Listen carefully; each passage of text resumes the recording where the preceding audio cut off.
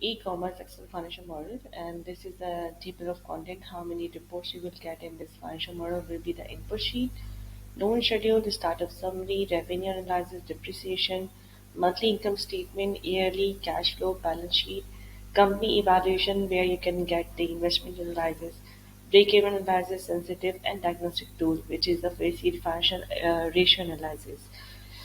Here in the input sheet, you can see the peach area. This is your input area, and this is now the version 5, and we have uploaded the version 5 in the website as well. So starting date, you need to update the starting date, and here we have the investor investment information, that how much the investment by owner is taking. The month is very important. You need to update the month. It is linked with the cash flow and balance sheet as well. Investment by investor, how much the investment is coming by the end of the investor, it will be, you need to update the number and the months as well. Month is very important, so you need to make sure that you are taking care of it as well. Now, a loan by bank. So it is very important that this is the liability of the company. So how much the loan you are getting from the bank, you need to update over here. And again, the month is so important. Terms of month, how many months you are having the loan payments, and what is the interest rate you need to update over here. And this is the interest rate is annual interest rate. Growth rate is it. This is applied in the revenue sheet. So what is the growth rate on revenue? So cost of goods sold, of course, this is the e-commerce platform financial model. So what is the shipping cost? You need to update the shipping cost. Let's say usually it is 1.5%. Storage cost, if you are having any storage or warehousing, then you need to update your storage cost as a percentage. Gateway variable cost, it means, yeah, any other variable you are having as a cost of goods sold, you need to update the percentage. And this is the gateway cost per transaction. So how much the cost payment transactions you are having per transaction, which is called Stripe fees or PayPal fees. It is based on the transaction, so you need to update over. If you are not having any gateway cost per transaction, so you can leave it as well. Now, the revenue assumptions.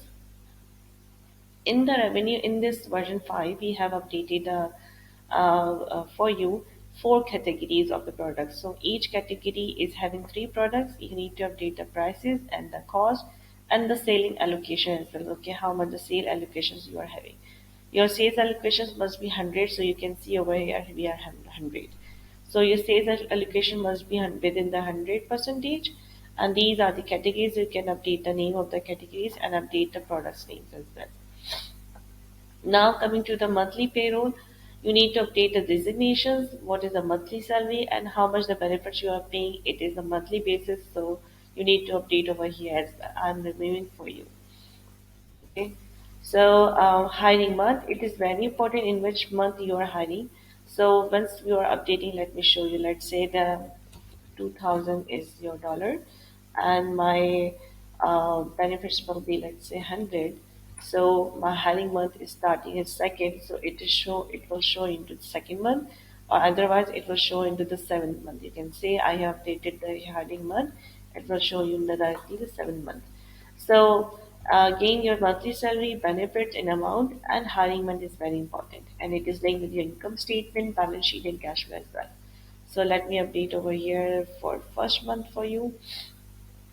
Now, operation expenses. We have given you at least 20 heads of accounts for operation expenses. Your operation expenses can be anything, your utility, rent, warehouse expense, or whatever, telephone expense, logistic expense. So you need to update your monthly expenditures over here and update the operation expenses name as well. So it is linked with the income statement and cash flow. Now the capex, this is your capital expenditures amount is very important. And again, if you are putting first month, then it will be your startup asset. And if you are putting any other month, 4, 3, and 5, it will not be your startup asset. It will be your capex and show in the balance sheet. So you need to update the amount. You need to update the months. What is the life asset value? And if you are having any month of sale, then you need to update over here. Otherwise, you can remove it, and you need to update over here the sales proceed as well. Okay. The whole model is for 16 months right now. Account payable, you are paying within 5 days. You can update over here the days. Account receivable, you are receiving the payments of your sales is 10 days, you can update over here the date as well. And the inventory, how much the ending inventory percentage you are taking to consider.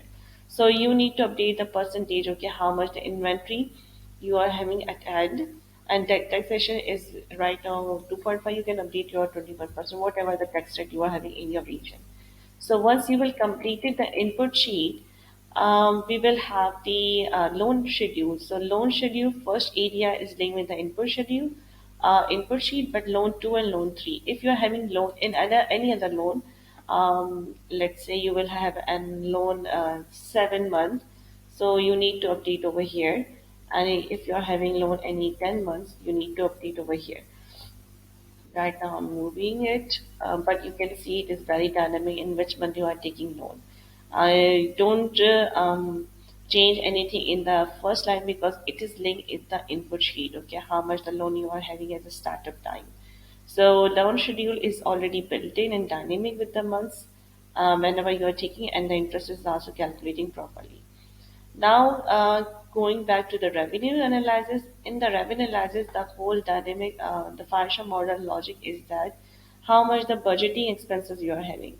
So, with the help of the budgeting expenses, we are having the cost of, we are asking your cost as well. What is the cost per conversion cost to attract new visitor is basically, let's say 0.02. You need to see your CPC, and you need to update your budget, okay, how much budgeting you are applying in your e-commerce platform for digital marketing.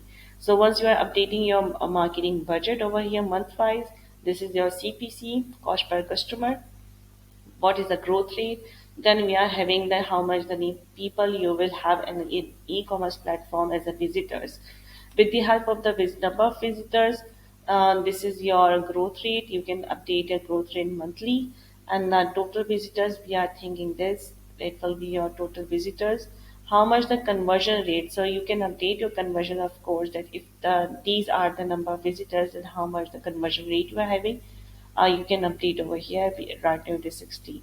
Let's say how many number of people, let me see. Mm, okay. Let's say we are having 125,000 number of visitors, then out of 60, you will have the new customers will be this. So conversion rate at least 20 to 30% in e-commerce platform. So I'm updating over here. Now, how many customers who will repeat, which is 10%, and new recurring customers. So this is your chunk rate, and this is your new items per order. How many? This is your basically a basket amount. So each customers we are saying that two items they will order in your e-commerce platform. So you can update over here, let's say the average, what is the average item orders by customers. Right now it is two, let me update it is three. So averagely we are saying that three orders, three products one customer is buying. So how many items you will have it. So with these items, we are calculating your products and everything that with the help of the segmentation we have asked over here, sales allocations. And then we have the whole analysis by category. And this is a total product cost, shipping, storage, gateway cost, which is the processing fee and total cost. This is the whole revenue analysis based on the products. And again, the whole dynamic of the financial model of this is that we are calculating the number of visitors with the help of the budgeting expense and CPC over here. Now, after the revenue analysis, let me go back to your income statement. Income statement, again, revenue and cost is linked with your revenue analysis. Meanwhile, all your operating expenses is calculating with the help of the input sheet from here. This is, and then salary, marketing sheet. This expense is linked over here. How much the marketing budget you are having, digital marketing. Monthly income statement, and this is your total operating expense. Depreciation is calculating properly, and this is your interest, how much interest you are having.